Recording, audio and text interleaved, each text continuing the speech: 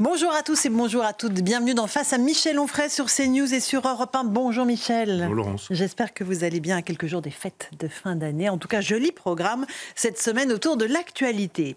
La méthode Bayrou. Le nouveau Premier ministre tente d'imposer son rythme à Matignon, tout comme à Emmanuel Macron. On reviendra sur cet épisode mouvementé de sa nomination, sur la réalité des rapports entre les deux hommes, mais également sur ses premiers pas à l'Assemblée face aux questions des députés de la représentation nationale. Qui est François Bayrou pour vous, Michel Onfray? Un Européen convaincu, un homme du terroir, un fils de paysan qui incarne le bon sens, ou bien un politicien madré qui rêve du pouvoir depuis des années? J'ai hâte de vous entendre sur le sujet. Mayotte, dévastée par un cyclone, est en proie à une situation de chaos absolu. Les habitants de cette île clament leur désespoir après ce drame climatique, mais aussi face à l'abandon dont ils souffrent et qu'ils dénoncent depuis des années. Immigration incontrôlée, délinquance et pillage à plus haut niveau, bande de jeunes mineurs qui attaquent les habitants et les forces de l'ordre. Pourquoi cet archipel, qui pourrait être un paradis, est devenu un enfer? Vous nous direz ce que vous en pensez. Le pape François, qui était dimanche dernier en visite en Corse, vous a-t-il surpris, Michel? Le souverain pontife s'est exprimé à plusieurs reprises dans cette île baignée de soleil et de ferveur populaire.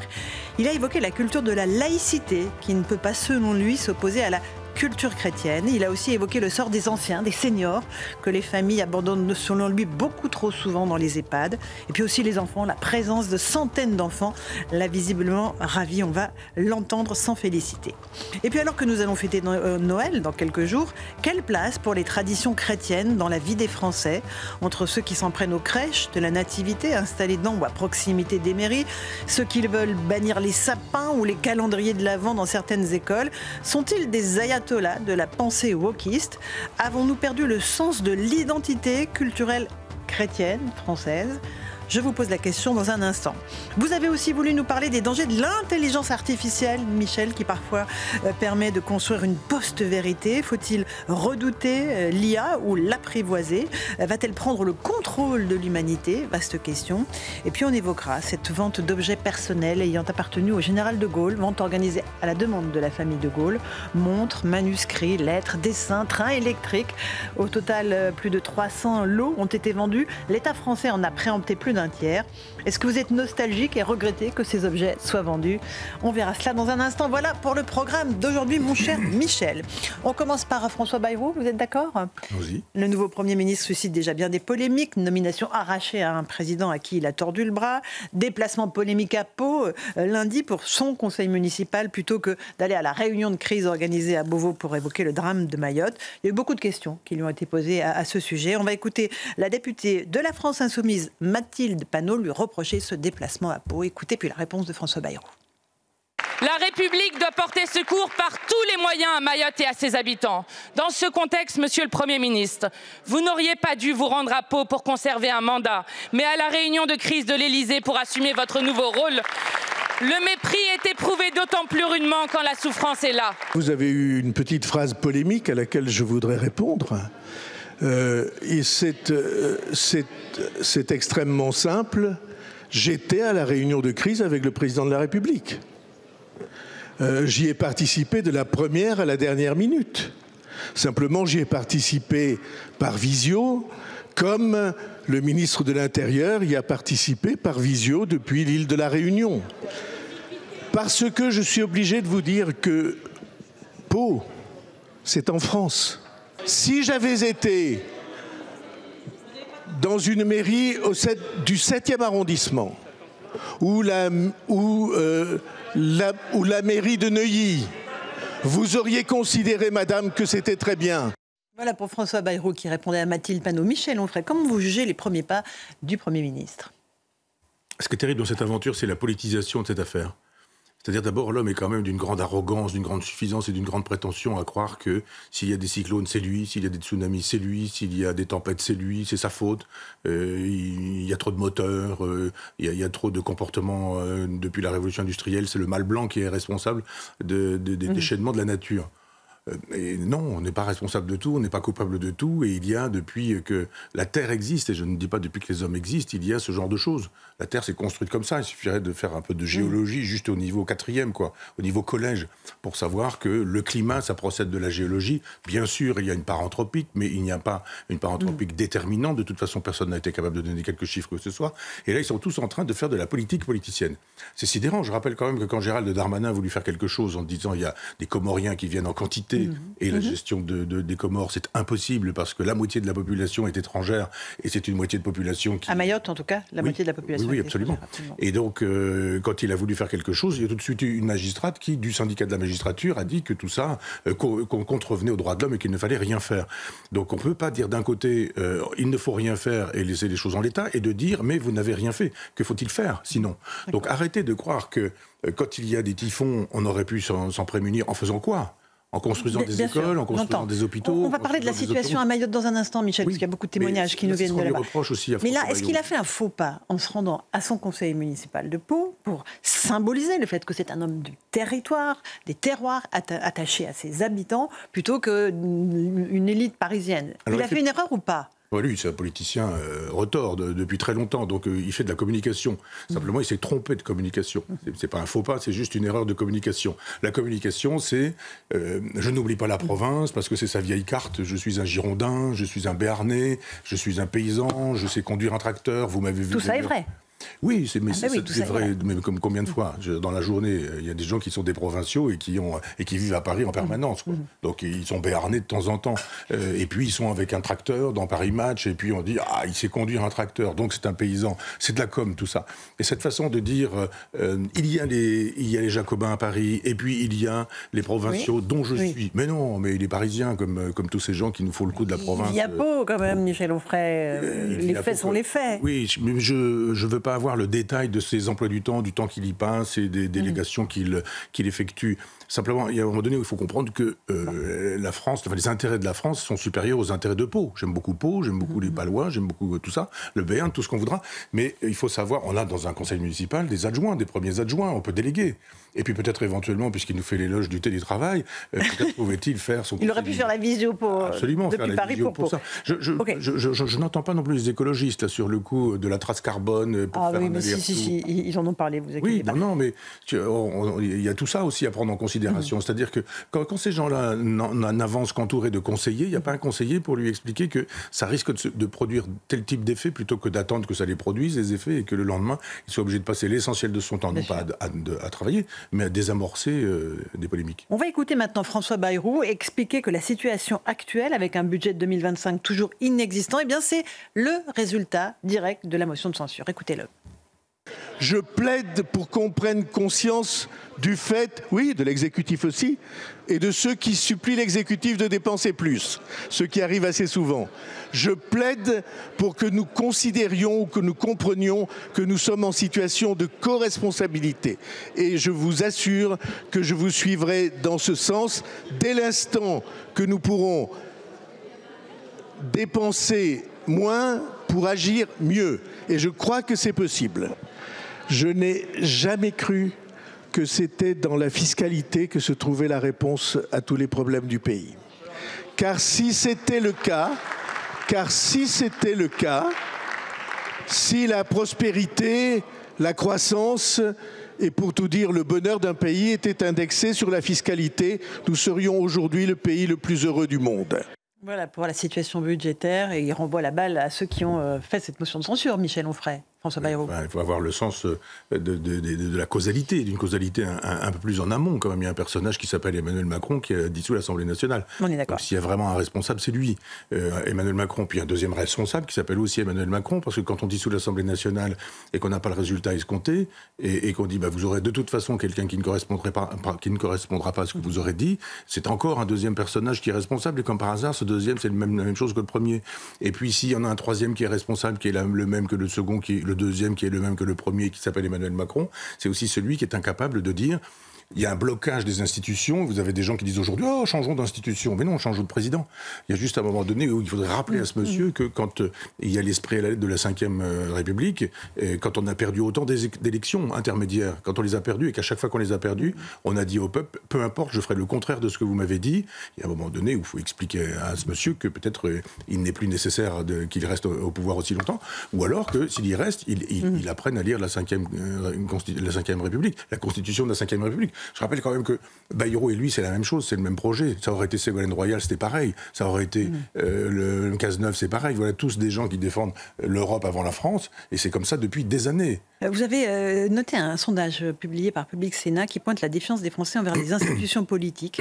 85% des Français veulent réformer les institutions, 47% en profondeur et 14% seulement sont pour les maintenir en l'état. Ça dit quoi quand même? Qu'aujourd'hui, même les Français se disent c'est peut-être nos institutions qui dysfonctionnent. Et ça, c'est dangereux. Ça dépend des questions du sondage. Vous savez, les questions elles sont souvent posées pour qu'on puisse obtenir un certain type de réponse. Je crois que les gens ne savent plus très bien ce qu'est la Ve République parce qu'elle était quand même très détruite. Ne serait-ce qu'en 92 avec le traité de Maastricht qui supprime la souveraineté nationale. Qu'est-ce qui reste de la Ve République qui était une constitution faite justement pour la souveraineté nationale. Donc on a fait des trous un petit peu partout. On a enlevé ceci, on a enlevé cela et aujourd'hui on nous dit ah oui, il faudrait peut-être changer les institutions. Moi je crois qu'il faudrait revenir aux institutions. Et qu'il faudrait revenir à la lettre et à l'esprit des institutions. Il y a quand même faire savoir à un chef d'État qu'il faudrait écouter les résultats des élections. Mais vous avez vu ce qui se passe en Roumanie? Le peuple vote et puis on dit « Oh, mais il n'est pas bon, votre vote, vous avez été influencé par Poutine. Et tout ça est quand même un peu bizarre. Donc on annule le vote. Exactement comme l'Algérie, en son temps, avait annulé le vote quand les musulmans, les islamistes du moins, étaient présentés comme gagnants de cette élection. D'un seul coup, on se dit, oh là là, mais c'est pas le résultat qu'on souhaite, donc on arrête les élections. Et la Ve République, c'est aussi ça. C'est le référendum, ce sont les élections. Je rappelle que c'est le peuple qui est souverain. C'est pas Emmanuel Macron qui est souverain. C'est le peuple qui, via Emmanuel Macron. Et lui dit, ma souveraineté, c'est moi-même. C'est mon ego, c'est ma personne. Et vous, allez à la niche, je ne veux plus vous entendre. Alors, on est sur CNews et sur Europe 1 avec Michel Onfray. Évoquons maintenant clairement la situation à Mayotte, catastrophique, comme je vous le disais, avec un cyclone qui a dévasté une île extrêmement pauvre. Écoutez le témoignage de cette habitante qui raconte le spectacle de désolation qui l'entoure. C'est vraiment un paysage de guerre autour de nous. Moi, autour de moi, là, je ne reconnais plus rien. En fait, il n'y a même plus un arbre, les collines, il n'y a plus un brin d'herbe. Enfin, c'est impressionnant. Et en fait, c'est assez paradoxal. On a d'un côté une solidarité énorme, beaucoup de gens qui s'entraident partout dans les quartiers. Et à côté de ça, il y a des pilleurs qui en fait, profitent des maisons qui sont abandonnées pour tout dévaliser. Donc, en fait, c'est complètement paradoxal. Voilà, ils sont abandonnés, les habitants de Mayotte. C'est ce qu'ils disent, Michel Onfray. Toutes les plaies semblent tomber sur cet archipel qui pourrait être un paradis. Oui, c'est et la nature humaine. Et la nature, c'est-à-dire que ça fonctionne comme ça, la nature se moque bien des hommes et de ce que les hommes font ou ne font pas. Il y avait la nature avant les hommes et il y aura aussi la nature après les hommes. Donc il faut arrêter de croire que les hommes sont responsables du fonctionnement de la nature, cette espèce d'arrogance occidentale que ces gens-là critiquent d'ailleurs. Ils critiquent l'arrogance occidentale en manifestant une arrogance occidentale en disant ce sont les hommes qui sont responsables de ça. Ça, ce sont les effets de la nature. Et les effets de la nature humaine, oui. C'est aussi ça, c'est-à-dire que vous avez le malheur des uns fait le bonheur des autres. Et vous avez des maisons ravagées, il suffit de rentrer, il n'y a plus de police, il n'y a plus d'armée, il n'y a plus de possibilité d'arrêter ou d'interpeller les gens ou de les contrôler. Donc vous venez, vous prenez, etc. Et puis vous embarquez. Il n'y a rien, hélas, de très étonnant. Est-ce que l'État français est responsable de tout ça? On enlève la catastrophe climatique. Est-ce que l'État français est responsable de la situation à Mayotte? Écoutez, à chaque fois... La réponse, non. À chaque fois qu'il y a des catastrophes, regardez au Maroc, quand il y a eu ce tremblement de terre, regardez en Espagne, quand il y a eu ces inondations, on trouve un bouc émissaire et on dit, voilà, c'est l'État. On ne touche pas trop au roi au Maroc, mais en Espagne, en revanche, vous avez vu comment les gens se sont comportés avec le roi. Ils lui jetaient de la boue, il était sale, enfin, il était au milieu des gens, et en gros, c'était lui qui était responsable et coupable de tout. Ça suffit un peu, quoi. C'est vrai qu'on peut toujours imaginer que le roi, il a les pleins pouvoirs, il peut tout ce qu'il veut, le roi du Maroc ou le roi d'Espagne, ou Emmanuel Macron, ou le président de la Ve République, pour parler un peu plus en amont, mais il faut arrêter. Non, c'est ainsi. On ne peut pas non plus empêcher la mort des vieillards, on ne peut pas empêcher le cancer, on ne peut pas empêcher... non, mais sur l'état de délabrement de l'île, je parlais de l'immigration, je parlais de l'insécurité qui préexistait bien avant ce cyclone, le fait qu'il n'y ait pas d'eau potable, le fait qu'il y ait un problème d'approvisionnement, que la vie est plus chère là-bas, alors que c'est un département français. Oui, bien sûr, bah oui, ils ont même demandé, eux, explicitement... Oui, ils ont voté pour l'être et à être français. Simplement, il y a le problème des Comoriens. Et le problème des Comoriens, c'est en tout petit ce qui se passe simplement pour la France. Quand vous avez la possibilité d'arriver avec des bateaux, de vous installer, de dire on est ici, et puis de dire de toute façon on est tellement ici qu'on l'est par la force des baïonnettes, plutôt des machettes là pour le coup, et d'imposer la terreur, c'est pas non plus complètement la responsabilité de l'État français, ou alors de dire oui, il y a un problème, mais est-ce qu'un homme politique sera capable de dire, en dehors de ceux qui en font un peu commerce, que l'immigration est un problème et que c'est un problème, par exemple, à Mayotte, quand c'en est un aussi à Marseille, et que c'en est un aussi dans pas mal de villes françaises, et de dire, prenons ça à la racine, peut-être Bruno Retailleau, peut-être y aura-t-il une loi sur ce sujet-là, mais on peut pas dire, laissons venir des gens qui vont pouvoir faire tout et n'importe quoi, et dire après, on devrait mettre un peu de police, ça ne suffit pas. Gouverner, c'est aussi prévoir, c'est de se dire que si on fait rentrer des gens qui vont se comporter en délinquants, il y aura de la délinquance. Et les responsables, ce sont ceux qui, droite et gauche confondus, disent c'est un grand territoire européen, ou les syndicats de la magistrature, c'est-à-dire Mélenchon, les siens et le Parti socialiste, etc., qui font savoir que le premier qui commence à faire quelque chose, comme Gérald Darmanin, c'est d'ailleurs plus facile de commencer là que de commencer à Marseille, avais-je dit en son temps, de stigmatiser Gérald Darmanin, à qui on a dit, vous arrêtez, c'est anticonstitutionnel presque, c'est un génocide, c'est un ethnocide, oh, je ne veux pas avoir de page de Libération contre moi, donc je fais marche arrière. Donc il y a des responsabilités mélangées. Tous les gens qui n'ont pas voulu voir que nous avons fabriqué Mayotte comme Mayotte est actuellement, sont des gens qui sont coupables et responsables. Pour le coup, c'est la droite, c'est la gauche. C'est pas seulement Emmanuel Macron, mais ce sont tous ces gens qui ont laissé faire et qui aujourd'hui donnent des leçons de morale en disant on aurait dû, il aurait fallu, etc. Je vous rappelle que quand ça se passe au Maroc ou quand ça se passe en Espagne, il y a exactement le même type de problème et le même vieux fonctionnement du bouc émissaire en disant on a trouvé un coupable, un responsable. C'est soit l'État français, soit Emmanuel Macron, le roi d'Espagne ou l'État du Maroc, on dira. Michel Onfray, on évoque la violence, l'insécurité. On a eu un nouvel épisode de violence entre adolescents à Paris. Un adolescent de 16 ans a été tué devant le lycée Rodin, dans le 13e arrondissement de Paris. Règlement de compte entre bandes rivales. On n'en finit pas de cette violence endémique des jeunes. On va juste écouter un témoignage, celui du concierge du lycée qui est intervenu très vite pour tenter de porter secours à la victime. Écoutez-le, témoignage recueilli par Fabrice Elsner. J'ai un copropriétaire de la tour qui était à l'extérieur et donc qui a appelé mon épouse. Donc mon épouse est sortie, elle a vu, elle est venue me rappeler moi en me disant il y a un jeune qui est tombé dehors. Donc je suis sorti et j'ai été directement sur la personne, le jeune. Et il y avait une infirmière qui était là, qui était en train de lui faire le massage cardiaque. Moi j'ai pris le relais et on s'est reliés en fait jusqu'à l'arrivée des pompiers. Une fois que les pompiers sont arrivés, ils ont pris le relais et ils se sont occupés de la personne. C'est jeune, je suis papa moi aussi, donc je sais ce que c'est un enfant. C'est un enfant. Cette violence entre jeunes, elle dit beaucoup de notre société, moi je trouve, Michel Onfray. Elle dit beaucoup de l'éducation nationale. De l'éducation et des parents aussi. J'allais ajouter, c'est-à-dire comment avons-nous fabriqué ces jeunes garçons qui sont sans foi ni loi et qui sont capables de vous tuer au coup de tournevis, à coup de machette, à coup de marteau.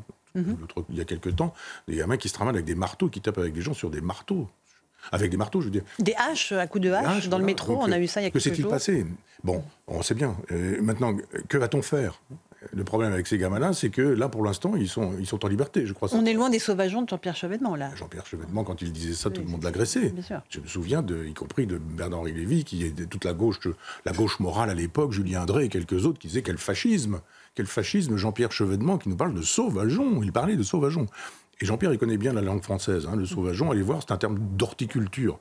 C'est pas seulement le petit sauvage. Il jouait aussi sur ça, parce qu'il avait l'intelligence, il a toujours d'ailleurs l'intelligence qui lui permet ça.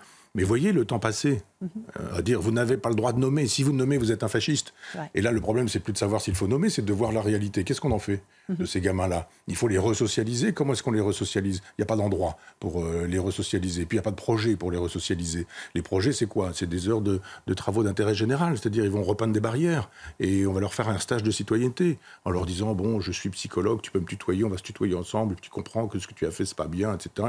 Il est là avec sa capuche, il mange son chewing-gum, il dit ouais. Et puis il attend que le temps passe, éventuellement il sort son téléphone et il joue, et que va dire l'éducateur ? Oui. Donc il faut arrêter. Il n'y a rien de fait pour que ces gamins-là cessent d'être ce qu'ils sont, et quand ils sont ce qu'ils sont, comprennent que finalement il y a autre chose à faire dans la vie que de se comporter comme ça. Il y a aussi la question de la responsabilité des parents. Est-ce qu'on s'est encore éduqué ? La responsabilité de l'État. Vous avez des parents qui... Tout ne ressort pas de l'État. L'État n'est pas responsable de tout. Je vous assure que si vous craignez... Je parlais tout à l'heure du Maroc, j'y étais il y a quelque temps, moi on m'a expliqué que si vous touchez un policier, c'est 10 ans de prison. Toucher, C'est même pas à frapper, tabasser, etc. La personne est sacrée. Imaginez, vous avez eu à une époque un certain Jean-Luc Mélenchon qui dit « La République c'est moi, etc. » Et le premier policier qui dirait « La République c'est moi », aujourd'hui, on dirait encore un qui vote au Rassemblement National, il faut virer ce type de la police, c'est la racaille fasciste qui, etc., etc.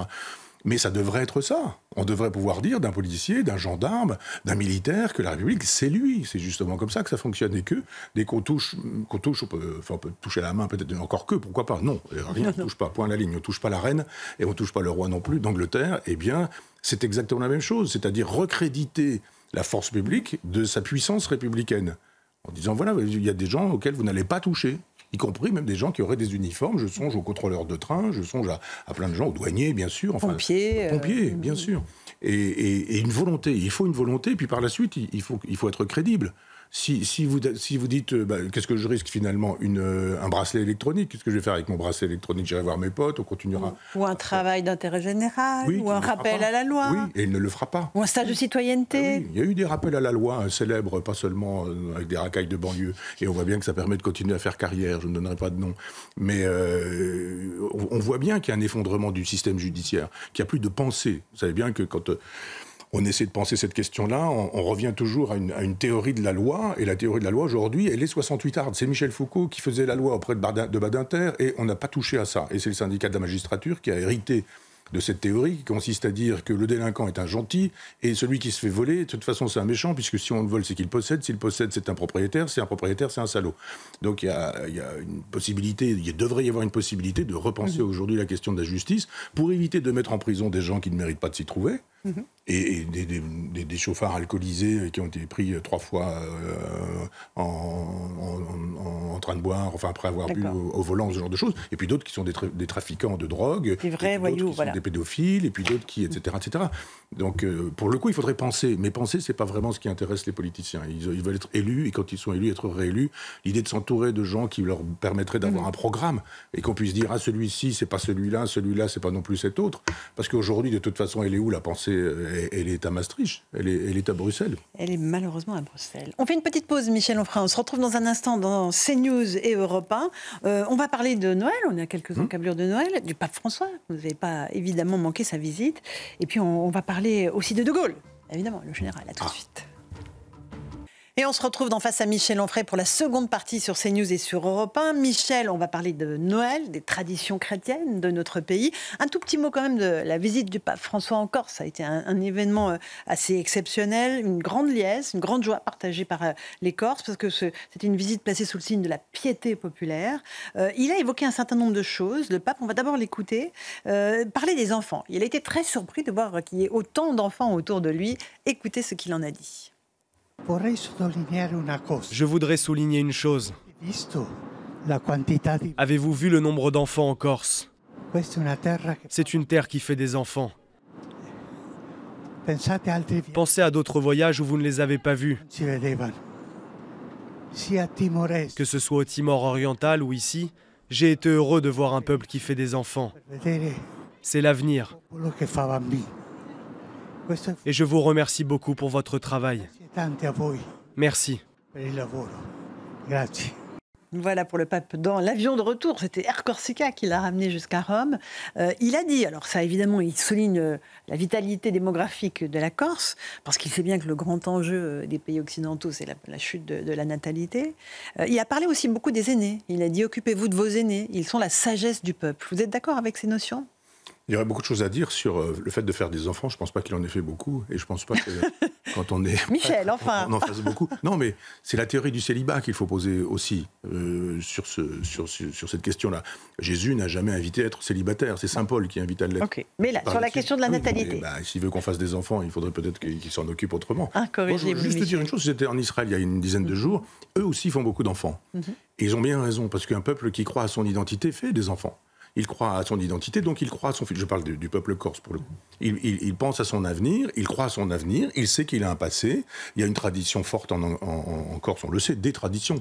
Des traditions culturelles, linguistiques, culinaires, des traditions littéraires même.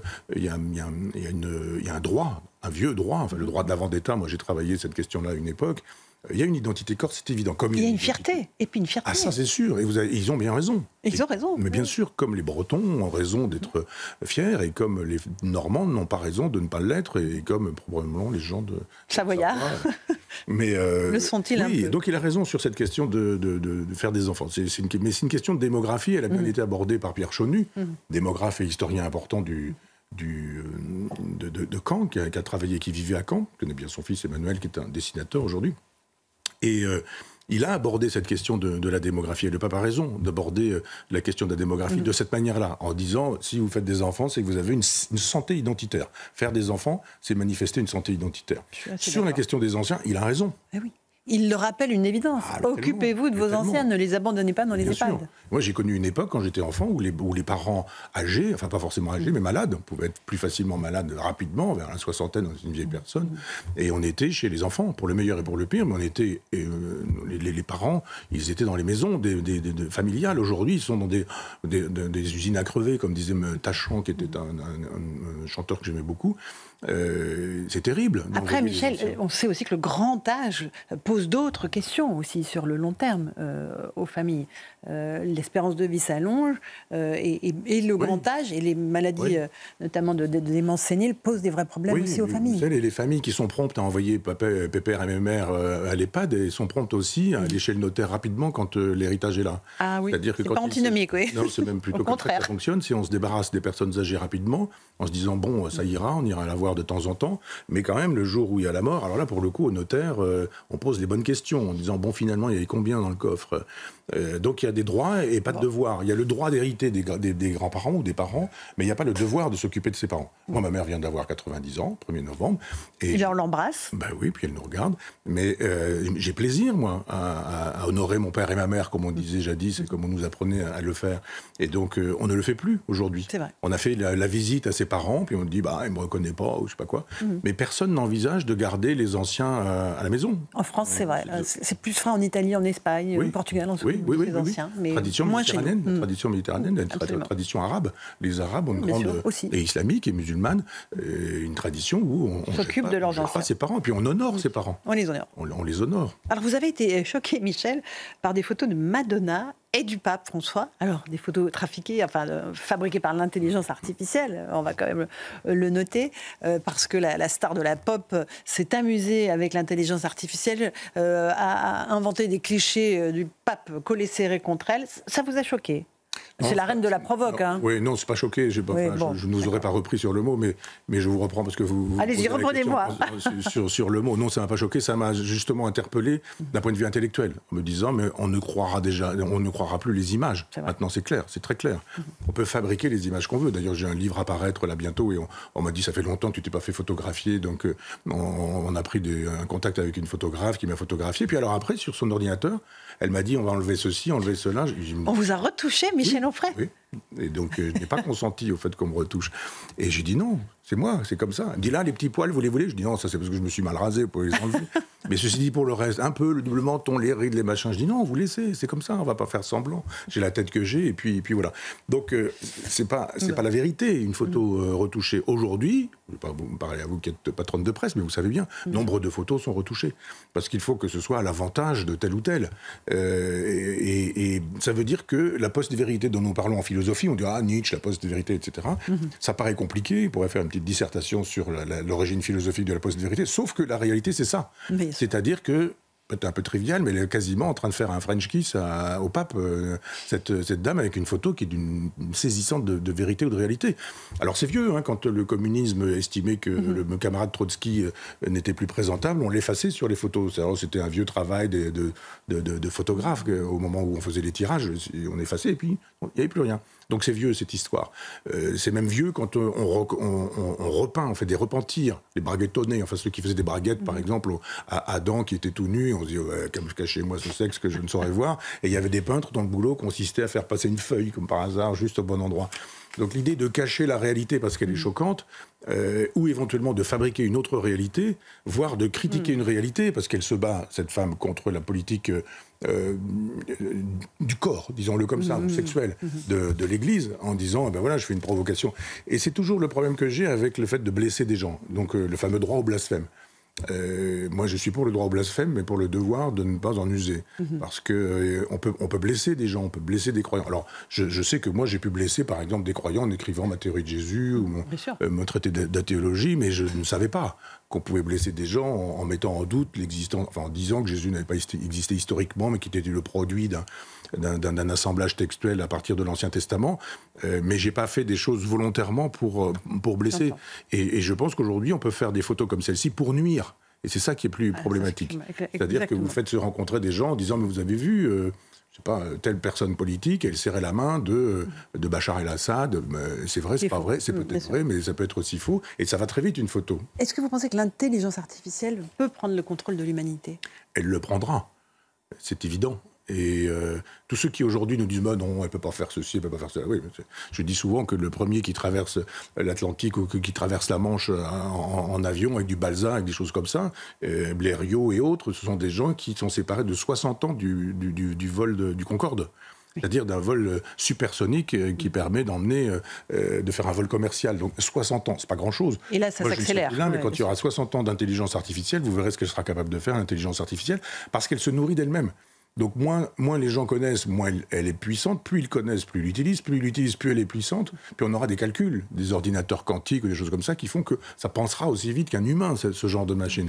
Puis quand on dira à cette machine, pense par toi-même, c'est l'apprenti sorcier, vous savez, le balai qui finit par fonctionner tout seul, eh bien, il y a un moment donné où on ne pourra plus retenir tout ça. Parce qu'il y a du bien, il y a du mal dans cette intelligence artificielle. Elle est capable de faire des choses extraordinaires. Elle peut calculer des planètes et découvrir des planètes. Elle peut faire des diagnostics médicaux et les faire beaucoup mieux que les 100 meilleurs médecins français ou planétaires, par exemple. Elle peut trouver des choses. Elle peut trouver des molécules. Elle peut, à partir de l'ensemble des molécules qui existent, inventer des médicaments que les humains n'auront pas trouvés. Donc ça, c'est formidable. Mais si ça n'est pas soutenu par la morale, c'est comme toujours, c'est pareil tout le temps, quoi. C'est la fameuse « science sans conscience n'est que ruine de l'âme », disait Rabelais. Eh bien, c'est ça. Une science sans conscience, c'est la ruine de l'âme. Si vous dites « oh, l'intelligence artificielle, c'est formidable », s'il n'y a pas d'éthique derrière, eh bien, ça va être la pire des choses. Donc, s'il n'y a pas de règles... Et il y a des éthiques, vous savez, qui sont sans effet sur un certain nombre d'esprit satanique, disons-le comme ça. Michel Onfray. On est sur CNews et sur Europe 1 avec vous, Michel Onfray. Parlons quand même des traditions chrétiennes, parce que on est à quelques jours de Noël et il y a de nombreuses mairies qui sont encore l'objet de recours juridiques après l'installation de crèches ou dans les mairies ou juste à proximité. Je pense notamment à Robert Ménard, à Béziers, qui chaque année installe cette crèche parce que voilà, il y a des milliers d'habitants de sa commune qui viennent visiter cette crèche de la Nativité, quelle que soit leur religion. Parce que voilà, c'est important. Est-ce qu'il y a un acharnement à lutter contre les symboles chrétiens aujourd'hui dans notre pays, Michel Onfray ? Évidemment. De la part de militants qui sont minoritaires. Parce que moi, j'ai plein d'amis athées qui ne croient évidemment pas en Dieu, mais qui, ayant des petits-enfants, par exemple, c'est mon cas, peuvent faire un sapin, mettre des boules, faire une crèche, etc., en disant, bon, c'est culturel, mais c'est aussi culturel. Mais tous ceux qui nous disent que, y compris Jacques Chirac, qu'il n'y a pas de racines judéo-chrétiennes à la France, sont des gens qui vont dans ce sens-là. Et le pape a dit des choses intéressantes en dehors de la démographie. Il a parlé d'une redéfinition de la laïcité. C'est très intéressant. J'ai oublié de vous interroger là-dessus. Oui. Et c'est pas grave.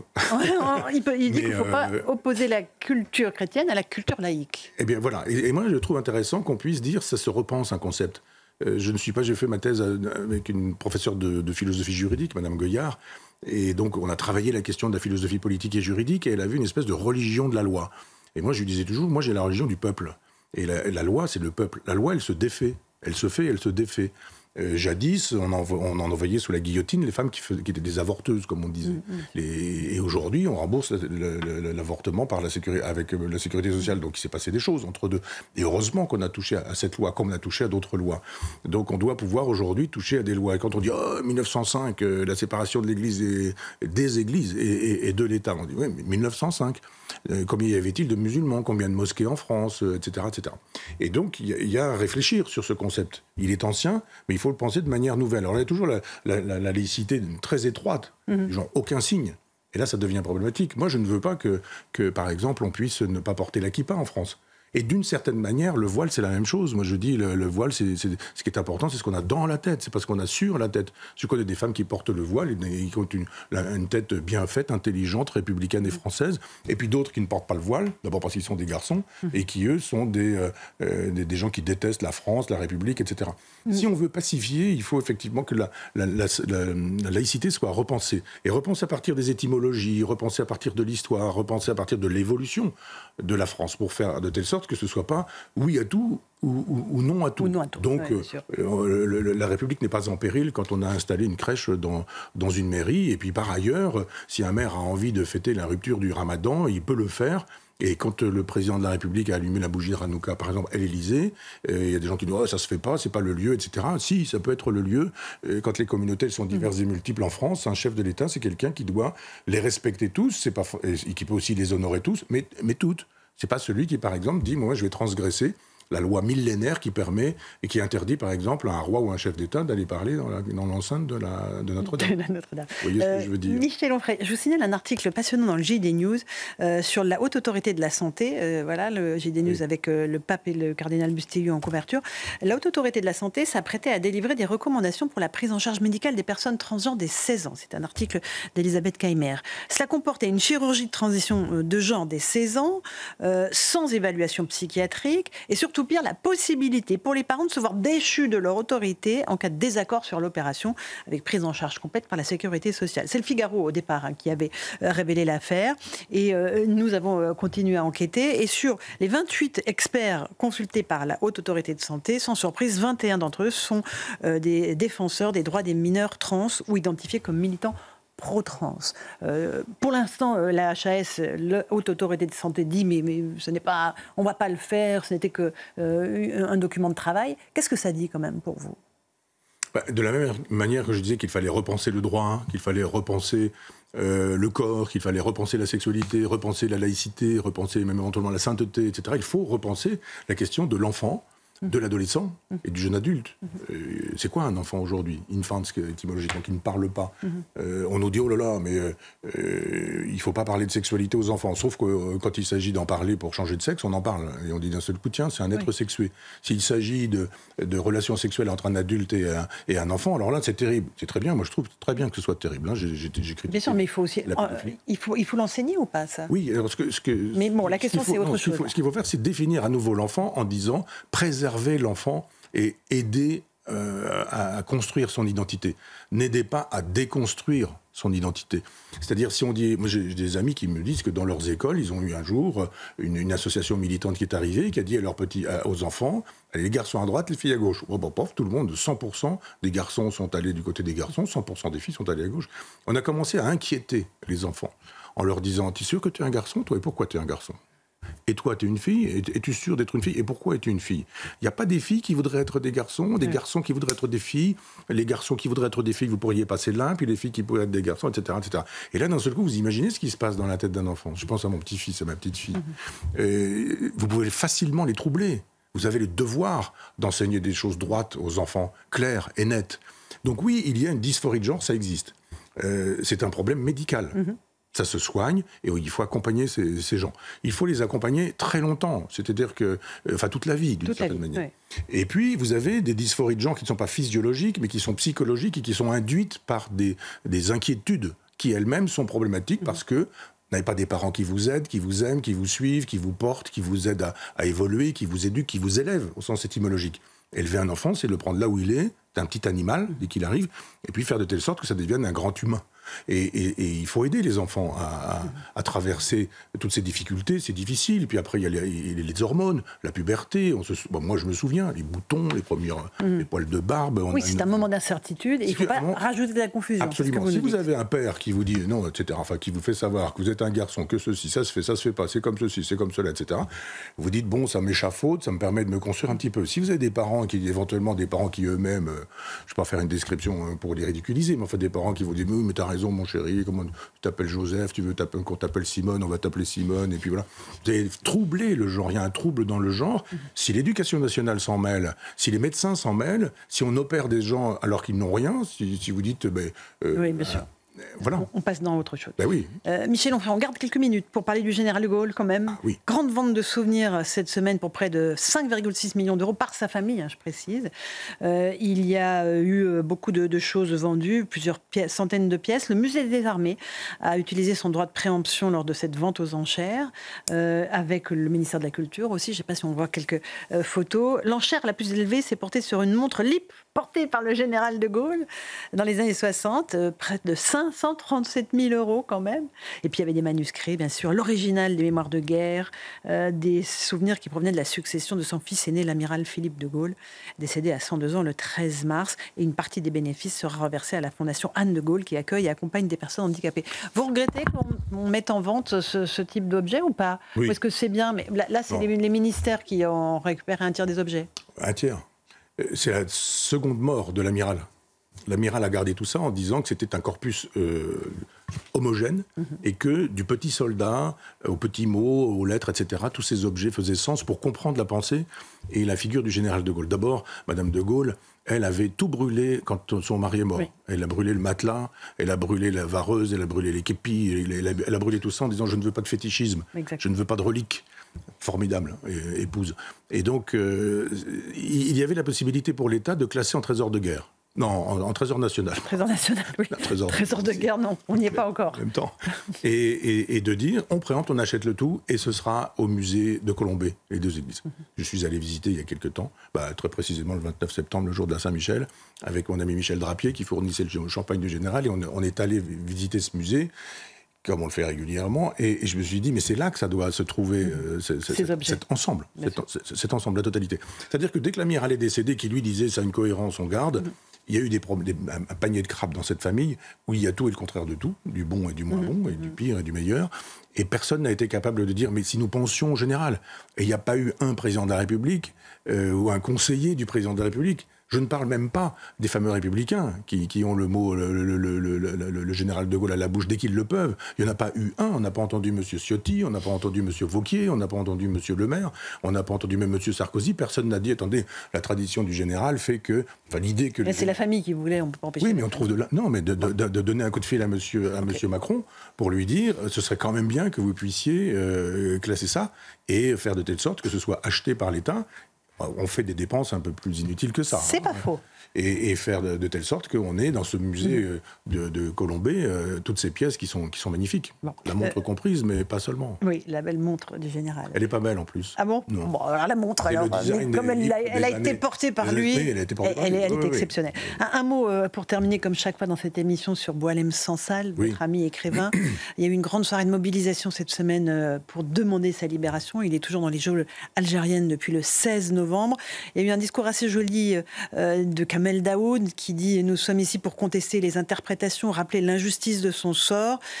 Si nous cédons sur la liberté d'un écrivain, nous céderons sur notre liberté à imaginer. Et un jour, la prison de Sansal sera la nôtre, alors libérons-le. » Vous êtes d'accord, j'imagine? Oui, bien sûr.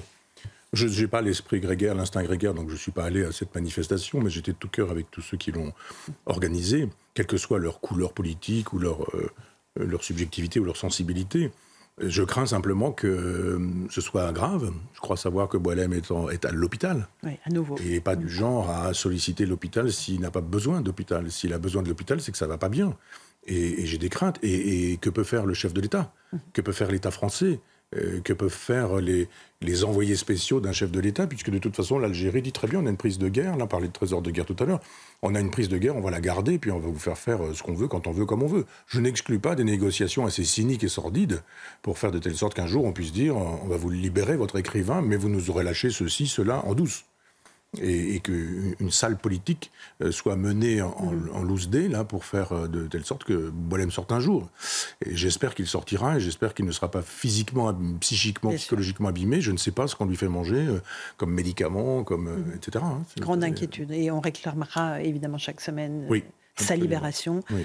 On vous souhaite un joyeux Noël, Michel, puisque là, ça y est, on rentre dans la période des fêtes. Vous aussi, à tous ceux qui nous écoutent. Bien sûr, c'est un moment de réunion des familles, quand même. C'est un moment, même si on n'est pas croyant, c'est un moment quand même dans la temporalité de l'année qui est important. Oui, deux mots si vous permettez, parce que même si on n'est pas croyant, vous savez, on peut fêter le solstice d'hiver.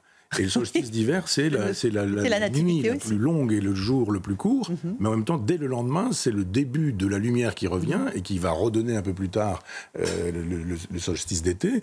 Et donc, c'est la vieille fête païenne du retour de la lumière. C'est ça, c'était une fête païenne. Une fête païenne, bien sûr. Et donc, quand on remet une bûche, c'est juste pour dire que quand le feu commence à s'éteindre, et quand la lumière est en train de disparaître, on met une bûche et ça va permettre de reprendre de la lumière. D'où la bûche de Noël ? D'où la bûche de Noël, c'est ça. On apprend des choses tous les jours avec vous. Mais il y a toujours des sources païennes aux croyances chrétiennes. Bien sûr, mais les croyances chrétiennes structurent la France et son histoire millénaire. Absolument. Merci beaucoup Michel Onfray. C'était un bonheur d'échanger avec vous pendant cette heure. On souhaite à nos auditeurs, nos téléspectateurs de très belles fêtes de fin d'année. On se retrouve début janvier, évidemment, pour Face à Michel Onfray sur CNews et sur Europe 1.